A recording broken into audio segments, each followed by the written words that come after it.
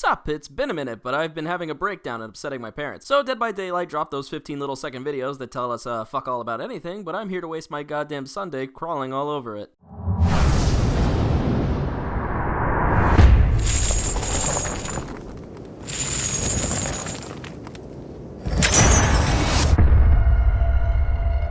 Now, I know what you're thinking, and I can already assure you it's hilarious, but I think this trailer is pretty lame in comparison to the other ones we've gotten. So we see this chain drag through some gravel before getting tugged to show a bit of blood at the end. In my way of totally predicting the future, what I expect we'll see in the full trailer reveal is that there's a survivor chained up to a sleeping killer who attempts to slip away before accidentally pulling on the chain and waking it up. My crystal ball tells me this because it doesn't make sense as to why there would be blood at the start of the chain if it wasn't being held by someone with bloody hands, or why whatever it was attached to is moving so slowly, which is my way of saying the next killer is probably just Roadhog, but there are other things we can use to garner some clues, and I'll start with the Apex Destruction bit of code that was found a few weeks ago. Obviously, I don't fucking code, so you'll need to meet me halfway and say that this is a free-forming method of destroying walls and surfaces. At least that's what this video told me. It means we might be able to see a killer who can actively destroy the literal map and not just specific barriers, which can tie into the rumor from Dave something or other claiming that this next killer doesn't need to loop. And I'd agree, you don't need to loop when you can walk through the fucking map. Call me Woodward and Bernstein, because this next one's pretty fucking deep. Someone went and directly messaged one of the devs on Twitters and actually got a response saying, Google the actress Sarah Green. So I did that, and she's not in anything I recognize, but our biggest show is called Dublin Murders, and by biggest show, I mean I almost had to watch the first episode to figure out what the fuck it was because no one cared enough to make a wiki about it. So I had to find out for myself that she plays a detective tracking down a mysterious cult. That's all I'm looking for because I'm not going down a dead end of mediocre television when I can pursue mediocre dead end YouTube videos. The only problem is that OP never fucking delivers, and there's a chance that this is fake.